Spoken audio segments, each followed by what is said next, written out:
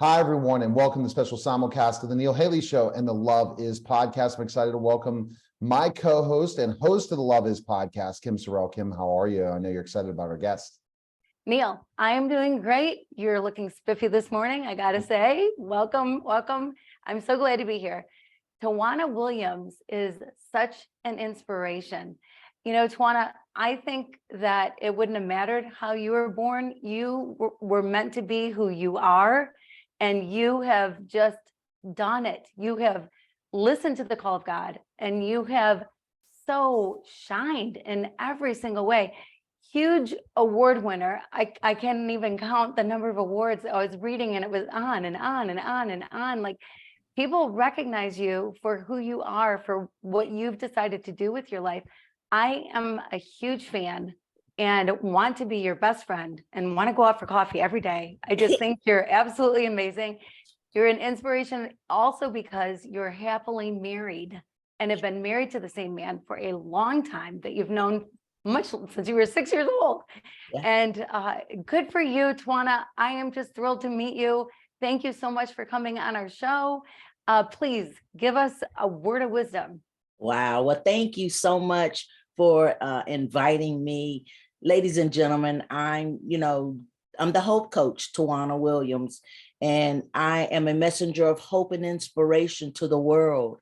I was blessed to be born without my arms and impaired use of my legs due to the drug thalidomide that was given to my mother during pregnancy.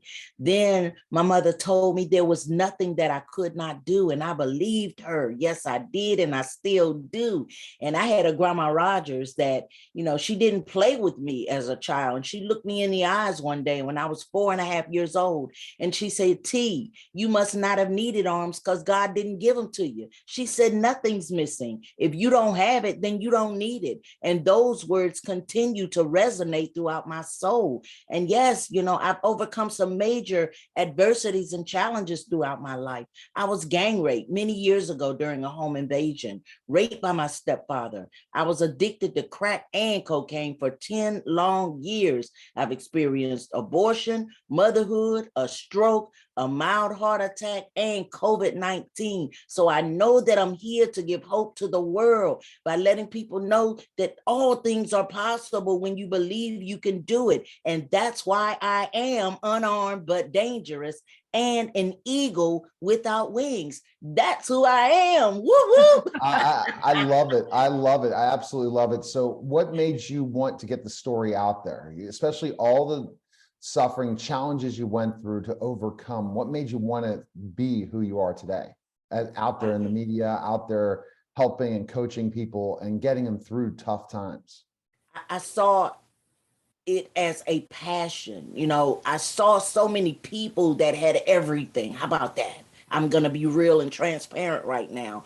Like I said, I just saw the lack of people that had everything, all the faculties, their hands, their arms, their mind, and most people, all I heard was a woe it's me or a complaint or this or that. And I was like, you know what? I'm going to be passionate about who I am and who God created me to be. And I just started giving hope and letting people know that they could do it. This is my passion. We've been doing this. My husband, Toby, and we've been traveling the country for 26 years, and 9.5 of those years we did it for free, because it's my passion. It's our passion to push people into their greatness, into their purpose. And I just couldn't stop. It was just a driving force that continues to resonate throughout my soul day by day, every day. Yes, I got weary. Yes, I get tired sometimes. But guess what? When I get, weary and tired,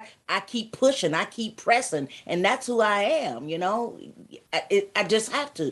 It's just in me. How about that? I was born to do this. Yeah, I love that. I love that. It's your mother, your grandmother, the people that inspired you, and you really live Mark 5:23, I think it is, or that nothing is impossible. They brought that boy to Jesus, and the man said, if you can do something. And Jesus said, if. There are no ifs. If you believe, you believe. And with you, there are no ifs. Yeah, you're right. You know, for me, it's just that faith, that substance of things that I hope for. You know what I'm saying? The things you can't see. That's who I am. And yes, it takes work ethics and faith and belief and endurance to make things happen in life and in my life. But, I just continue to press and push. The word success for me means, differently than other people. Most people think success is about money and famous and all, being famous and all that, but not me. Success is pushing people into their greatness. That's who I am. I encourage myself on a daily basis. I push myself and I continue to push others to make it happen no matter what. You got to get it done. And I'm excited about life and where I am and what I do. And I'm just grateful. It's just a blessing. So it definitely, it seems like it for sure for you. And how are you helping people? So you're a coach. So kind of explain how you decided to be a coach. You talked about you're getting yourself out there in the media, telling your story, all the different things, but a coach, who do you work with and how do people find more about what you do? Well, right now, I'm kind of pushing back from coaching because I am executive producer of my upcoming debut movie, Eagle Without Wings. We're going to be in production real soon. So I'm pushing back from coaching. But in the past, when people would call me and say, or when we'd be traveling and people would say, I need some help, I'd say, okay. I give them a business card, they call, and we just go back and forth on the telephone or on Zoom or however way we could, whatever way we could communicate. And, we just try to get them structure, show people how to balance their lives, and for me, balance is a blessing because I've got so many hats, the speaker, the author, the mother, the grandmother, all of these hats that I wear. So I had to make sure that I had balance in my life. And there are 5 tips. I got to give you my balance tips because this right here is so powerful. My 5 balance tips. Number 1 is stop whining and complaining. I love it. The second one is position yourself around positive, like-minded people, not the naysayers, the doubters, and the haters. The third is to take responsibility and control of your life. Discipline your life, discipline your kids. Some of us, we're all over the place. We're multitasking and making a mess and can't complete anything. I'm just saying you gotta, stay in the now and start taking responsibility and control of your life. And the fourth is to upgrade your relationships and your knowledge. Get you some new friends. Some of us, we got some people in our lives that mean us no good. We know who they are. They're raggedy, they're messy. I'm just saying they're all over the place. I'm just saying some of us, we need to upgrade our relationships and get some new friends and start reading about things that we want to do. And, that's the knowledge part, reading, turning the TV off, turning the cell phone off, the social media, the TikTok. I'm just saying, and start growing our minds, because the mind is the most powerful asset that we would ever own. If we neglect to use it, guess what? Somebody else is going to choose it for us and they're going to tell us what to do and how to do it. The fifth is to upgrade our determination. You got to see yourself doing it. That's how I've accomplished all of the things that I've done. I saw myself doing it and then I did it. And you can do it too. Yeah, I'm talking to you. So let's go get it. Woo woo. Balance. It's a part of the process. I love it. I love it. I love those 5 are powerful and incredible and great. And everybody should do it. Earlier in the conversation, you said, I'm just going to be, what did you say? I'm going to be transparent. Yeah. I don't think that you can be anything but transparent. Yeah. I don't see you ever putting on airs, doing anything but being Tawana, 100% Tawana, 100% of the time. Yeah. And that is so cool. Like when I've watched some clips of you speaking, you deliver and you don't hold back. No. You're not sugarcoating anything. You're telling people, get off your bum and go do something. Yeah. Stop complaining, stop whining, complaining. If it comes so differently from you, because if anybody could whine, it could be you. Yeah. Like if anybody could complain, it could be you. Yeah. But instead, you're writing and you're producing a movie and you are speaking and you are drawing and you are a mother and a grandmother, one of the greatest jobs in the world, might even beat CEO and humanitarian. I don't know, but it's pretty great, I got to say. But you are doing it in such a way that nobody else could. I think you are one of a kind. And I mean that honestly from the bottom of my heart, because you deliver and you tell people like it is. Other people are afraid to really say it, to really speak it out and say, come on, it's up to you to change this. But you can do it. You can do it. And people need to receive it from you and do receive it from you. Yeah. I don't even know how many thousands and thousands of lives you've touched, but it's a lot. And I appreciate everything you do. So I want to know, like, how easy is it for you to be so transparent? I mean, it's like your life has been on film, right? I mean, from the time you were a little girl and doing things, teaching yourself how to do things with your feet that you can't do with your hands, because you can do anything with your feet. Change diapers, for goodness sake. You can do anything. And so you've been in the spotlight in different ways your entire life. Like, how has that affected things for you? Wow. It's different. It's different. It's a challenge sometimes. Sometimes I want to just sit down and be, a wife or a mother. But, my job and my passion, as I said, is to give hope to people. So I just keep going. I keep going. When I get tired, I rest. I've learned to rest. My husband, Toby, he's always in my face and in my ear telling me, okay, T, you need to slow down, because I've had a lot of health challenges over the past, maybe about the past 10 years, I've had a lot of challenges. But anyway, I'm still here. I'm still grinding, still pushing. When I fall down, I get up again and again and again. Nobody has time for excuses, because excuses don't hide. They just reveal who you really are. And my motto is and will always be excuses or results. You can't have both. You choose. So that's who I am. I made the choice to be the hope coach, to give hope and let people know that all things are possible when they believe. All right. So let's talk a little bit about the movie then. When is the movie launching? And that's really your big focus right now. Yeah, we don't have a date yet as of today. However, it's in 2023.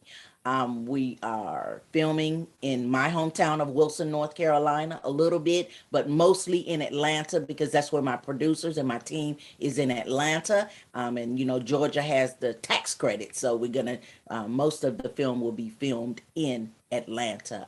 It's going to be powerful. It's going to be a full feature film. It's going to be a theatrical film in the beginning, and then we'll move over to Netflix, Lifetime, Hulu, and different streaming channels. But we are excited. It's going to be powerful. It's my story. It's going to be transparent. You guys know who I am. So it's just going to tell the world my story of how I was born without arms, but I did not let the thalidomide stop me. I didn't let the fact that I didn't have something stop me, So I'm just that eagle without wings. No excuses. Everyone can fly. That's the title, and we're excited about it. It's going to be fantastic. And sorry if you're hearing my dog bark. I have one more question for you. And that is about your mama. Yeah. Because she must be just this incredible, absolutely incredible lady for everything that she's done. But she also helped fight against the drug, against anybody else getting it, and anybody else going through what you've gone through, what she's gone through. I'd like to hear about your mom. Yeah, my mom, she's just an awesome mother. She's 77 now. And she's just that girl in my life that showed me. Her and my grandma Rogers, her mom, she died in 99. However, but my mom, she's just powerful. She's the reason that I'm really pushing forward, because the thalidomide could have just held me in a box. You know what I'm saying? It could have held me in a box. But my mom and my grandma Rogers, they were like, no, You got everything you need. So go do it. And so here I am. But you know, she is the one. Let me just slow down a little bit because I'm excited. And when I'm excited, I talk fast. But my mom, when I was born, she realized that my feet were going to be used as my hands. She said I would hold my milk bottle with my feet, you know, little rattles or whatever. She would put it in my toes and I would hold it. So she knew that my feet were going to be used as my hands. And so she reached out to different social services, places, you know, organizations or agencies, and nobody would help. And so in July of 1969, wait a minute, I was born May 23rd. So a few months later, how about that? A few months later, my mom wrote a letter to President John F. Kennedy before he was assassinated. He responded to the letter. My mom just, you know, she was letting him know, look, I'm a Black mother. My daughter was born without arms. She doesn't have, you know, we need help. We don't know how to, you know, train my baby. And so he intervened in my life. President John F. Kennedy, I wish he was here because he wrote her back a couple of weeks later saying, okay, we'll help you. We'll take your baby to this hospital. It's called the Duke Cerebral Palsy Hospital in Durham, North Carolina, free of charge. Just show up. And my mom took me there. My family took me there, and I was there trained to use my feet for 4.5 years. I was 11 and a half months old when I was taken there, and I left there at 4.5 years old. So what a blessing. They trained me. They showed me who I was, how bad to the bone I was. And I'm just excited about life and how I do things with my blessed feet. And, you know, it's just awesome. I could go on and on about my mom and the story, but it's powerful. And, you know, it's a part of the movie. So it's just going to be excellent. Powerful. All right. Kim has a final question. It's about love. Go ahead, Kim. Yeah, so Tawana, a few years ago, I was diagnosed with breast cancer, and 4 months later, my husband, who I adored, was diagnosed with pancreatic cancer and passed away 6 weeks after that. And it made me question love, the true meaning of love, because, you know, you hear people sing about it, people write about it, but there seems to be this mystery. What is it really? And in John, it says that God is love, and we're created in God's image, which means we're love, right? And so I went on this year-long quest to figure out what is love really. I took 1 Corinthians 13 and I took one word a month. Love is patient, love is kind, does not envy, does not boast, etc. The things that I found out about love blew my mind, things that I'd never been taught before, things I'd never heard before. And I am always so curious how, like, to me, knowing you this short amount of time, although we need to stay connected because you are amazing. Yeah. And I've got a TV show coming up and I'd love to have you, but yeah, thank you. So I'm always curious though, like to me, you exude love. You exude love, because if you didn't love, you wouldn't be doing any of this, right? No. I mean, love is the foundation. I mean, is that how you look at it? What is love to you? For me, love is patience. Love is help and hope. You know, and for me, that's a awesome analogy. And I'm so sorry for your loss. I don't know if I would be who I am today without my husband, Toby, that loves me unconditionally. And one thing my mom asked Toby when he asked me to marry me, he asked my mom, no, she asked Toby, my mom asked Toby, when you see my daughter, what do you see? He said, I see her heart. I see love. I see understanding. And she said, okay, you can marry my daughter. And so Toby is love to me, for me. He just puts his arms around me. When I don't have a hand, he shows me his hand, if that makes sense. He is such a powerful force in my life. Toby and I, we've been friends for over 53 years. I was 6 and he was 12 when we met. We've been together 34 years, but we've been married 31 years of those 34. And I'm excited about him loving me unconditionally. But I don't think that I would be the person that I am today without Toby loving me. You guys got to meet Toby. He is so powerful. He's so powerful. He's my gentle giant. I'm 4'5.5" and he's 6'2.5". I'm just saying. All right. So best place people can go is where to find information on you and learn about the Tawana movie and Williams. everything. Yeah. Okay. TawanaWilliams.com. That's TAWANA Williams.com. That's my speaking career, my business. If you're interested in being a part of the movie and seeing where we are and what we're doing, go to eaglewithoutwings.com. We're super excited about life and where we're going. All right. All right. That was a special simulcast of the Neil Haley Show and the Love Is podcast. Take care, guys.